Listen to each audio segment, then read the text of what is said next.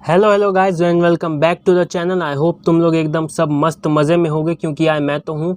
और जैसा कि तुम लोग ये टाइटल देख के समझ ही गए होगे कि आज की कहानी थोड़ी वायलेंट होने वाली है। ओके, लाइफ में कभी कभी ऐसा होता है कि कई चीज़ें जो तुम लोग एक्सपेक्ट नहीं कर रहे होते तो वो हो जाती हैं और तुम्हारे पेरेंट्स को उसके ऊपर एक्शन लेना पड़ता है, काफ़ी हार्ड एक्शन। तो इस कहानी में भी यही हुआ था। आई होप तुम लोगों को मज़ा आएगा। तो चलो शुरू करते हैं।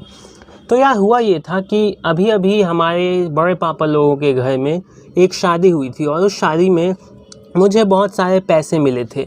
तो वो पैसे मैंने अपने पास बचा कर रखे थे। वैसे तो टेक्निकली यूजुअली मम्मी ले ही लेती है, लेकिन मैंने अपने पास जैसे तैसे उन्हें बचा कर रखा हुआ था ताकि जब मैं गांव जाता रहूं तब वहां पर मुझे पैसों की कमी ना पड़े और जो मन करे मैं वो मज़ा कर सकूं। तो उसी के लिए मैंने अपने पास काफ़ी पैसे बचा के रखे थे। आई थिंक 200-300 बचाए थे। एक 6वीं-7वीं के बच्चे के लिए 200-300 रुपये काफ़ी होते हैं, काफ़ी ज़्यादा होते हैं बाय द वे।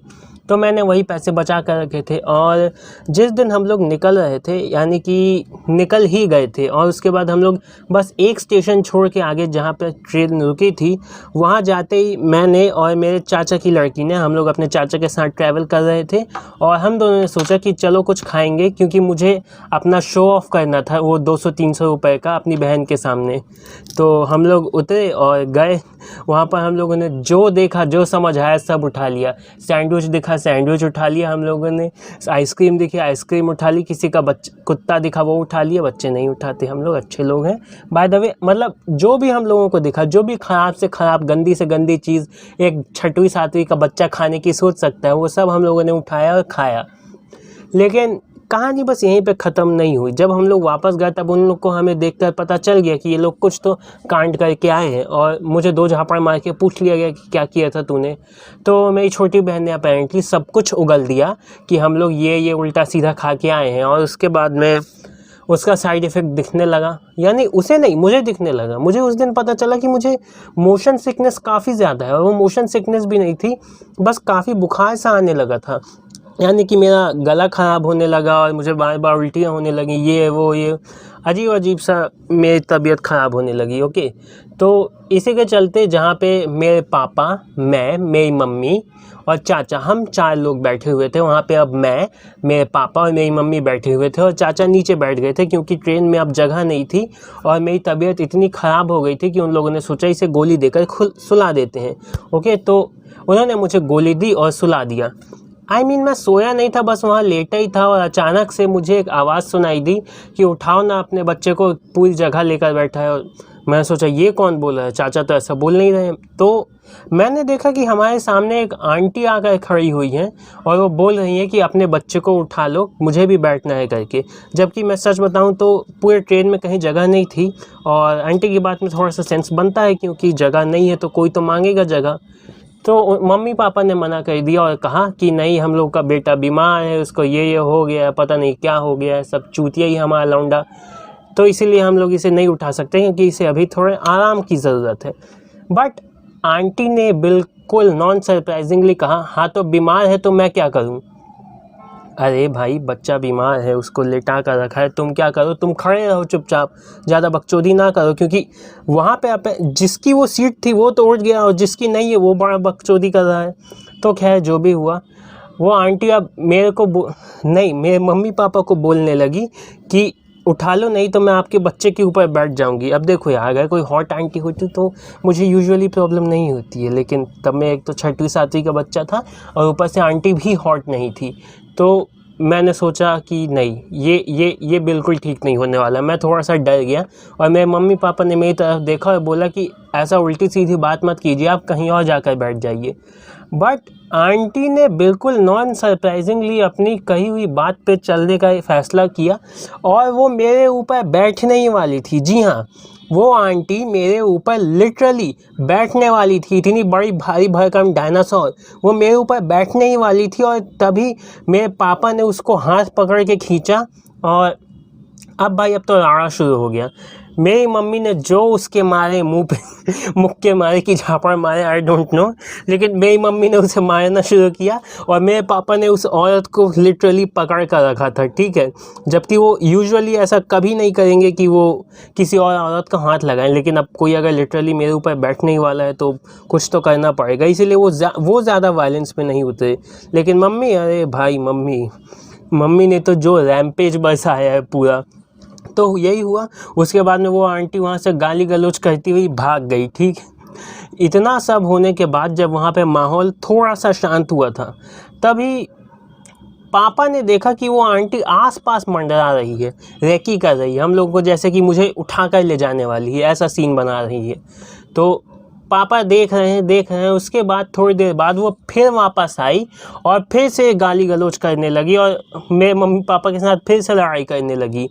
और इस बार मैंने देखा कि मेरे पापा के हाथ में कुछ स्क्रैचेस आ गए हैं, मतलब स्क्रैच ऐसे जिनसे खून आ रहा था टाइप का स्क्रैच। ये देख के ना मुझे पहली बार पता चला कि डर क्या होता है। क्योंकि देखो, वैसे तो अगर तुम्हारे मम्मी पापा तुम्हें बचा रहे हैं तो तुम्हें सेफ़ फील करना नॉर्मल होना चाहिए, क्योंकि वो बचा रहे हैं तो अच्छी बात है। लेकिन यहाँ जो मम्मी पापा को नुकसान होने वाला वो जो फील होता है ना, वो मैं बता नहीं सकता कि कितना डर लगता है वो देख कर।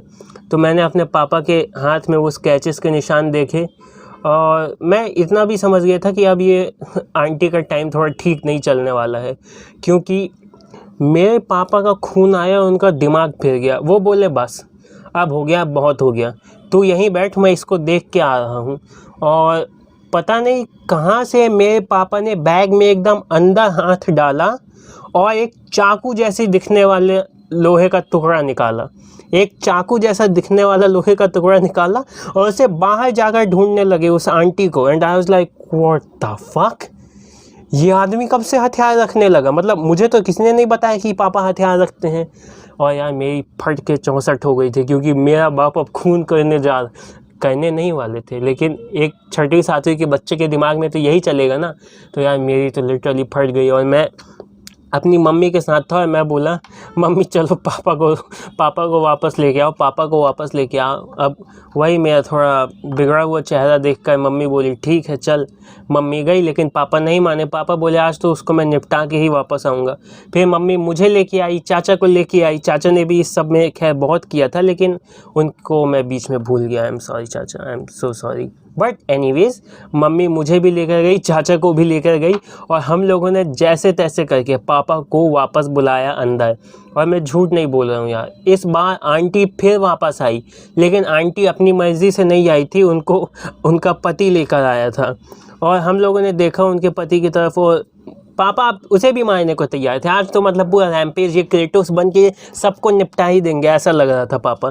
लेकिन वो अंकल ऐसा लग नहीं रहा था उनके चेहरे से कि वो लड़ाई झगड़ा करने आए हैं या वो अपनी वाइफ की साइड लेने आए हैं। उनके चेहरे से ऐसा लग रहा था कि वो सॉरी बोलने आए हैं। और जैसे ही उन लोगों ने हमसे बात करनी शुरू की, उन्होंने पूछा क्या है, क्या हुआ करके, तो मम्मी पापा ने सारा सीन बताया कि ये है बच्चा बीमार है, ये हमारे ऊपर मतलब हमारे बच्चे के ऊपर बैठने वाली थी तो वही मारपीट हुई है, उसका चेहरा आप देख सकते हैं। तो अंकल ने जिस तरह से बात की ना और जिस तरह से सॉरी बोला, तो ऐसा लग रहा था जैसे कि उन्होंने पहले भी ये सब झेला हुआ है, जैसे कि ये पहली बार नहीं है कोई जो वो आंटी ने किसी पे मुसीबत दी हो। उन्होंने ऐसा कई बार कर रखा था और ये पूरा का पूरा उस आदमी के चेहरे से पता चल रहा था, उसके बात करने के तरीके से पता चल रहा था। तो हम लोगों ने भी बोला कि नहीं यार ठीक है, हम भी थोड़ी समझदारी दिखाते हैं और अंकल और आंटी को जाने देते हैं। लेकिन वो आंटी तब भी थोड़ी सी हिनहिना रही थी, तो मेरी मम्मी एक बार और उसे मारने गई, पर इस बार पापा ने उसे रोक लिया और अंकल और आंटी, वो जो आंटी मुझे मारने आई थी, उनका हस्बैंड उन्हें लेकर चला गया। भाई आदमी बहुत परेशान रहता होगा यार अपनी वाइफ से। तो खैर जो भी हो, ये सब हुआ और उसके बाद में मुझे समझ आया कि नहीं, मुझे आगे से कोई प्रॉब्लम में नहीं पड़ना है, ना कोई उल्टा सीधा काम करना है, क्योंकि ये लोग सही में किसी को तो मार देंगे अगर मेरे ऊपर कुछ भी हुआ तो। Yes, moral of the story, अपने मम्मी पापा को लड़ाई झगड़ा मत करने देना, खासकर तुम्हारे ऊपर, क्योंकि वो किसी को मारने चले ही जाएंगे। ओके, और अगर ये कहानी पसंद आई हो तो यार लाइक करो। अगर लाइक नहीं करोगे तो तुम्हारे ऊपर एक आंटी आकर बैठेगी जो बिल्कुल भी हॉट नहीं होगी। ओके, मैं झूठ नहीं बोल रहा हूँ, सीरियसली एक आंटी आकर बैठेगी जो बिल्कुल भी हॉट नहीं होगी। तो या that is it for the video. मैं मिलूँगा तुम लोगों से नेक्स्ट टाइम, तब तक के लिए बाय बाय। और लाइक करना मत भूलना यार, बहुत अच्छा लगता है तुम लोग करते हो तो। चलो बाय फाइनली।